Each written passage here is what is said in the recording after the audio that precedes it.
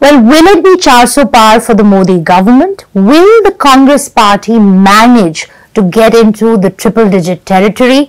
These questions and a lot more answered on this episode of Political Economy with Shweta Punj. Hello and a very warm welcome. Today I have a poll strategist with me, Naresh Arora, who's largely worked for the Congress party. He worked very closely with DK Shivkumar during the Karnataka elections and has worked very closely with Mr. Gehlot in the Rajasthan Assembly elections. His job is to help a political party design their messaging and their communication strategy. Thank you so much for coming down to our studios, Naresh. Pleasure to have you here. We are barely a week away before India gets to know who the new government, who the leader is going to be for the next 5 years. I want to begin by asking you about the lower voter turnout in this election. Do you think that's a concern? Everybody is saying ये चुनाव बहुत ठंडा है. इस चुनाव में वो मजा नहीं आ रहा है. Modi wave is missing. A low voter turnout. There is a decline in the absolute number of voters as well.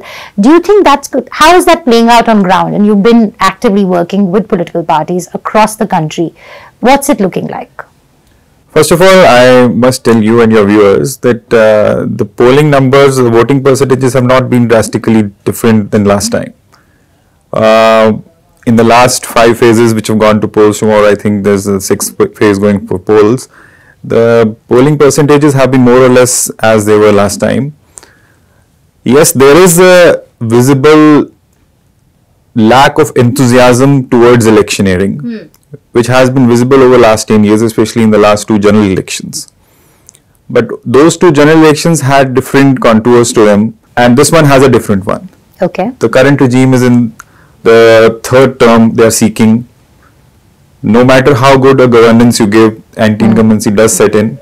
Okay. If the anti-incumbency doesn't set in, there is some kind of a boredom which comes in, some kind of fatigue that comes in, sets in. And that sets in more in the supporters, the workers of the incumbent. Because they had been working in 14 to bring one party to the power. They achieved that. The second time it was to retain that. They wanted to have that stamp that no, once the first time wasn't just a fluke. The third time it is like what next to be done. And if you see the speeches of the Prime Minister in the last few weeks, they have also been an indicator to charge up their workers more than anything else. Right. And I'll take you back a bit that how BJP does try to charge up its workers. In the results of the last 4 assembly elections, in which 3 of them were won by BJP, the choices of the chief ministers that they made and the way they selected their chief ministers, even the ones who were selected didn't know that their name was in the reckoning or they would be made chief ministers. Right. They were called out Rajasthan in the middle of surprise name. On all the states. And when the chief ministers were announced, it was like probably a beauty pageant winner getting announced. So that did give a boost to the workers. That was an attempt from the BJP side. I liked that idea of theirs. Okay. Because that gives any worker, because BJP claims to have become the largest party, has been ruling since last 10 years. And it has got a lot of workers on the booths. So they have to keep giving some kind of a carrot to everyone so that they keep getting motivated to work election after election after election, because BJP is all the time in election mode. Right. It doesn't just get into election mode when the elections are announced. Right. So the lack of enthusiasm is because there is the workers of BJP are not as active or as enthusiastic. So do you think that's also because there are a lot of imports in the BJP now from other political parties, and that might have pulled down the morale of the workers? I mean, that's something that does make an impact. That does have an effect on it. But BJP has become such a big party now with its pan-India presence, and now they are expanding their wings in South as well. Yeah. Imports do make a dent in the confidence and the motivation of the workers, but that is not, I think, the primary reason. The primary reason is the boredom that has set in, the fatigue that has set in. And that is why you see the BJP changing its narrative again and again, which is not BJP style. BJP is known to follow one narrative. That's right. So you're saying that they're changing the narrative constantly to enthuse their workers. No, they are trying to change the narrative that let's see what works, and nothing is working for them to bring their voter out to vote. Not to bring their voter out. I think they are getting their votes out as they have a well-oiled machinery, a well-tested mechanism to get the votes to the polling booths. And in earlier phases, when there was a big clamor about voting percentages being down, even then we could see that the voting percentages, whatever they were majorly the BJP votes which were coming out or were being made to come out by their system. So the BJP narrative setting is again, and because nothing is sticking and the entire election is without a narrative. Okay. So now you're saying that the BJP has not managed to set one narrative. How about the Congress party? Well, Congress party has tried to set one narrative in which they are trying to prove that Mr. Modi is not an able administrator. That the BJP regime has not been able to deliver on the aspirations of the But that's not really working, no, with the voters. Well, and then they've gone into caste censors. So isn't it a little all over the place? I'll come to that. The first thing they're trying to prove is that they are not good enough. Then they're trying to tell, okay, fine, we can do a particular job, whether it is a caste census, whether it's job guarantee, whether they are Mahalakshmi scheme of giving 1 lakh to the women. But in my opinion, it should be that we are better rather than proving the other person is not good enough. So they're running a more negative campaign according to you. They are trying to run a positive campaign through a negative mindset. Right. So let me ask you, I saw this tweet by Mr. D.K. Shivkumar where he posted a photograph with your team and he gave your team a lot of credit in winning the Karnataka election. Karnataka is an important state that the BJP has been making inroads into. It's a prosperous state and it's politically a very important state. So, what worked for the Congress party in Karnataka, and then we can move on to how the BJP is going wrong or right in the southern region, because it's an important region for both the parties. Congress has managed to keep its whatever little power that they have right now, it's in the southern states. So what went right for the Congress in the southern states, and do you think they could have replicated that across the country? Yeah, definitely they could have replicated what they did in Karnataka. And what went right in Karnataka is basically what Congress should be doing in every state. Okay. First, start early, have the leader or the leadership which is going to charge up or energize their cadre first, their workers first. In Karnataka, the major thing, because all the media, all the attention comes only during election days. People don't go into the deep diving of what happens prior to the elections, a year prior, 2 years prior. So in Karnataka, the foundations were laid very strong during COVID time by Mr. Shivkumar, and he led from the front. Well, whether it was during COVID, whether during the BJP's corruption scams which came out, or making memberships, whatever was required, he did. Okay. And when he had that machinery on the ground, then he set up the narrative of the 5 guarantees of the Congress party, which BJP was not able to counter. Right. And those guarantees, I think, they did deliver results then, and I'm pretty sure they're going to deliver results this time as well during these parliament elections. About your question of what BJP can do or is not resonating, I think northern heartland and southern parts of our country, the narratives are different. The understanding of same Hindutva, for example, is different. So BJP is trying to customize their narrative in these states, whether it is Karnataka, Kerala, Andhra Pradesh, Tamil Nadu, Telangana. They are achieving limited successes as well. Like in Telangana, I'm sure they are going to be number 2 party there as well in these elections. In Tamil Nadu, they might be able to open their account. In Kerala, they might be able to open their account. In Andhra Pradesh, it looks likely that they will be opening their account and having, because I think they are contesting only 6 seats over there, but they have an alliance. They might still win 1 or 2 seats, maybe 3.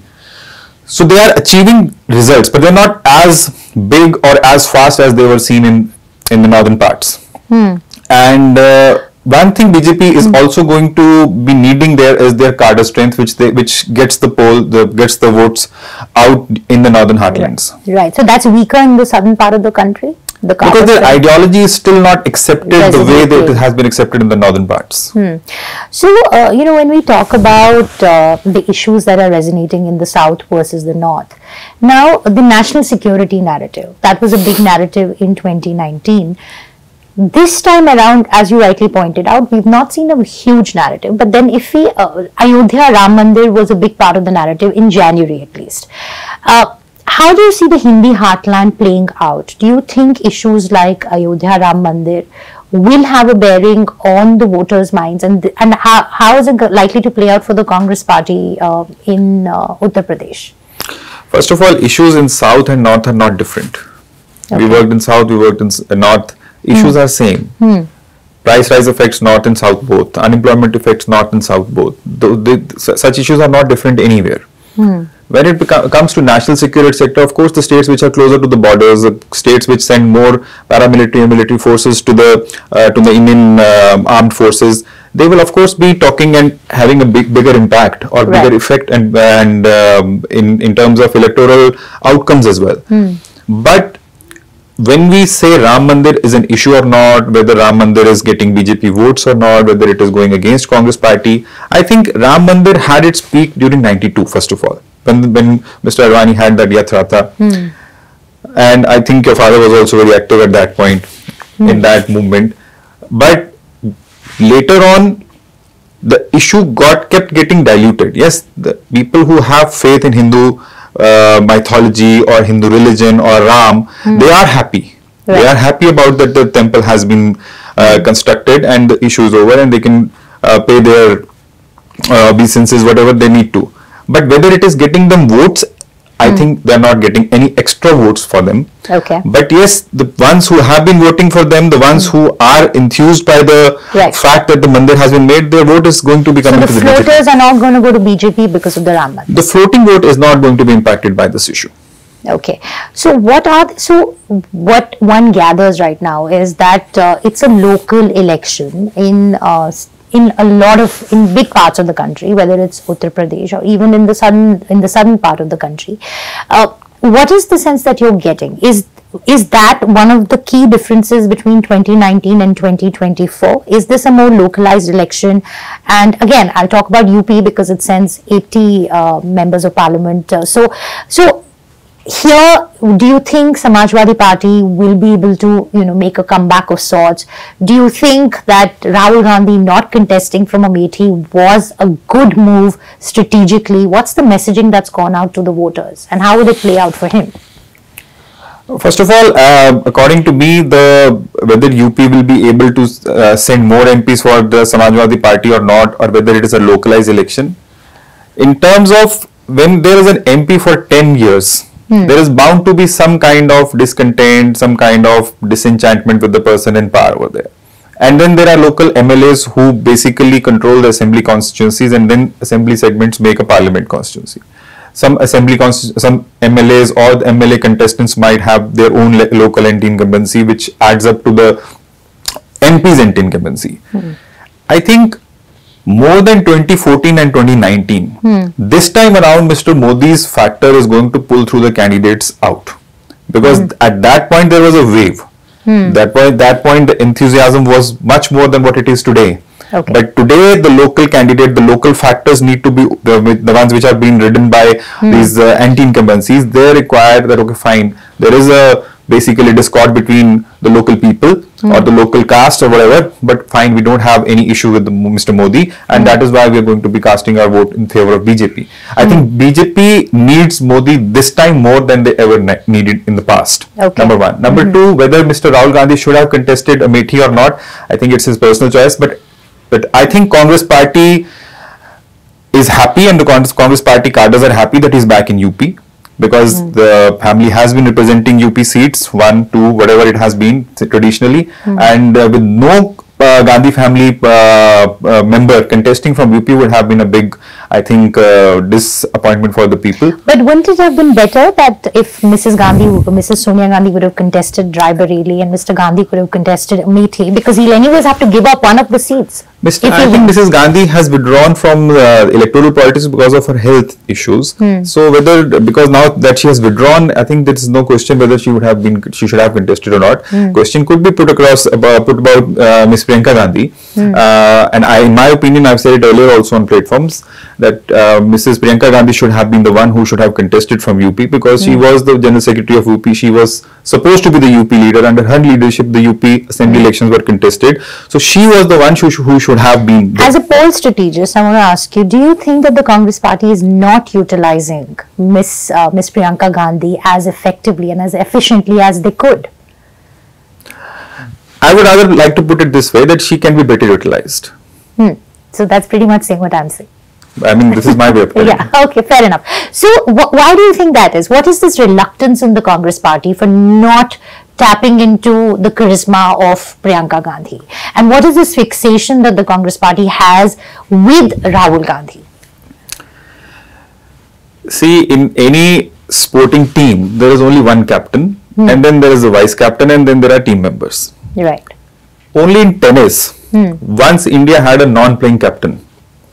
So, if Congress party has chosen Mr. Rahul Gandhi as their captain of the ship or the team, so it is their choice that they have made. And if the captain is performing or not performing, the party has to introspect. Right. And if they find that the captain, under his captaincy, the party is going fine, there is no point for them to change it.